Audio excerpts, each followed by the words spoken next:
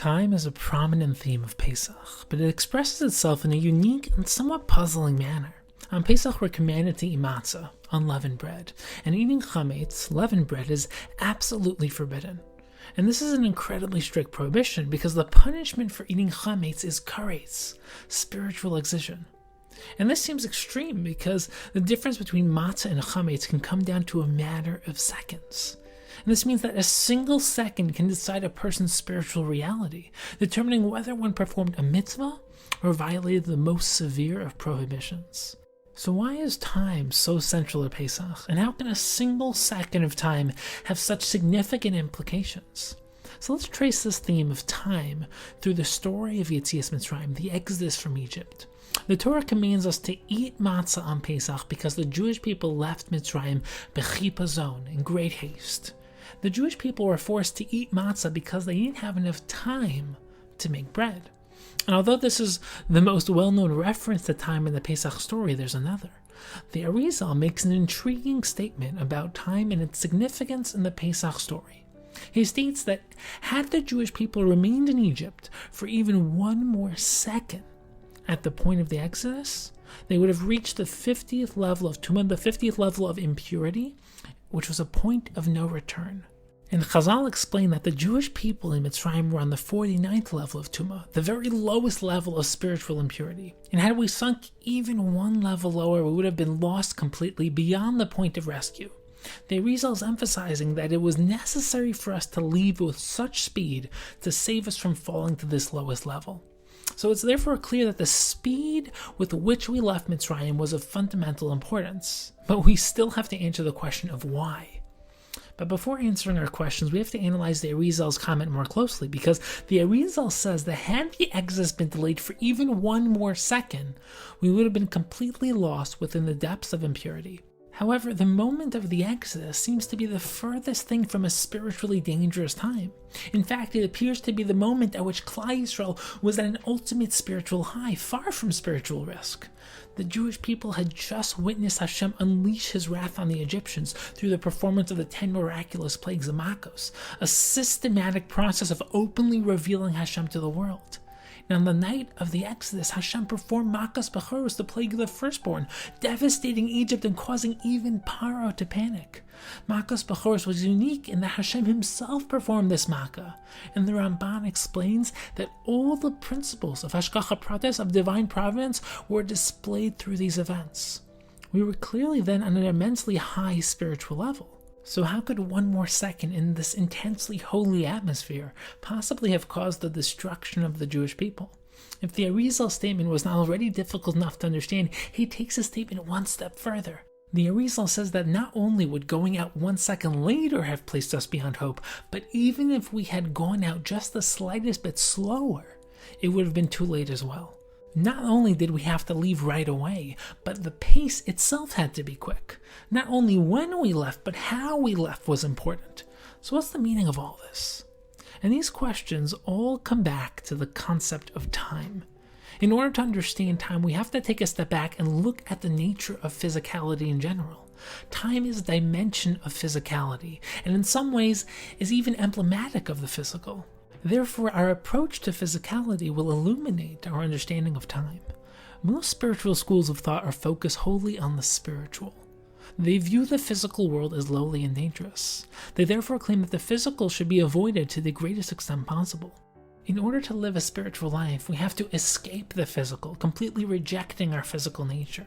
Therefore, spiritual systems such as Buddhism prescribe meditation, abstinence, and the suppression of physical desire.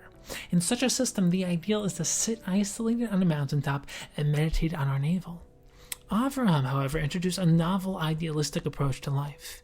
He understood that while the physical can be dangerous if misused, the ideal is not to transcend the physical, but to use the physical to reflect something higher. In other words, he introduced the ideal Jewish spiritual system.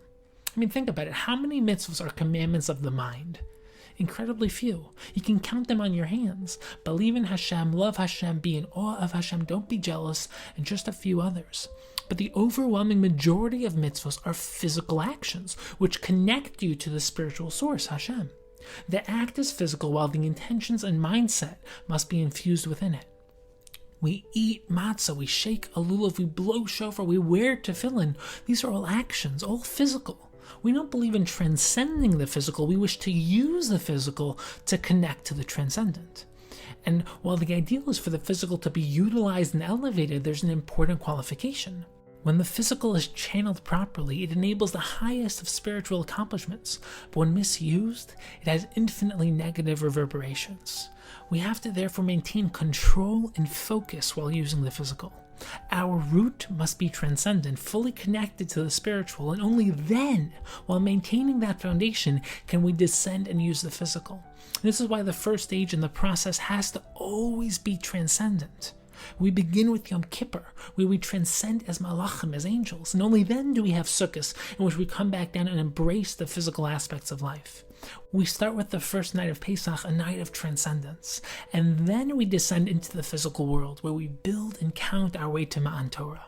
Without rooting ourselves in the transcendent, we risk getting stuck within the physical. And we have to apply this concept to time as well.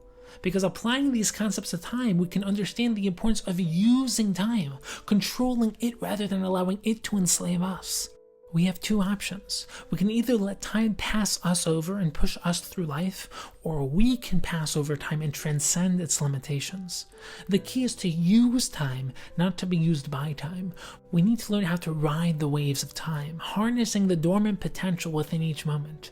When we're passive in life, everything moves slowly. Time becomes quicksand.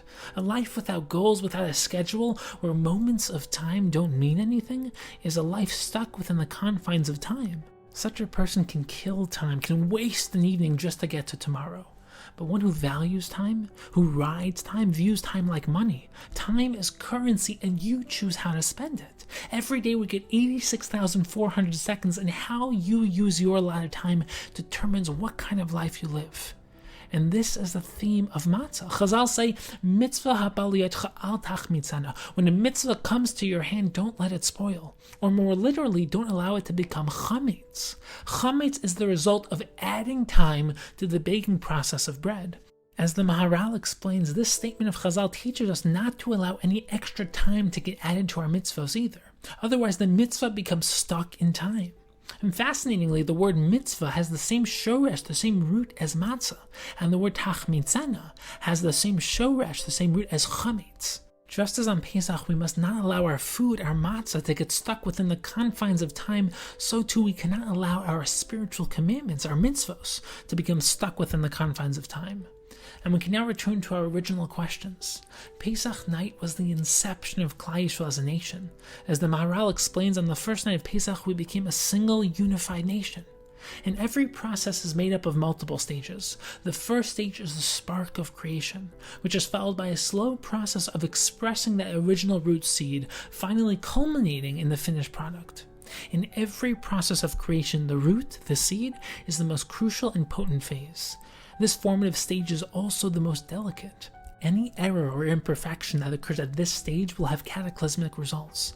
For example, if a child cuts his finger at the age of 7, the injury will be minor at worst. However, if there's even a minor glitch in the DNA of a zygote, even a single chromosome missing, everything can go wrong. The results can be catastrophic.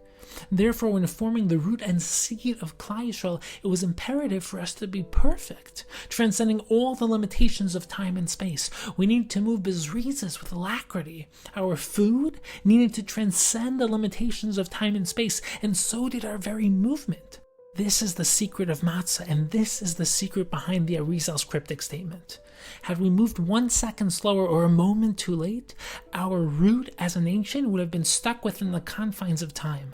Our zygote had to be constructed within the dimension of zrizas, beyond the constrictions of time and space. We were creating our DNA. Everything had to be perfect.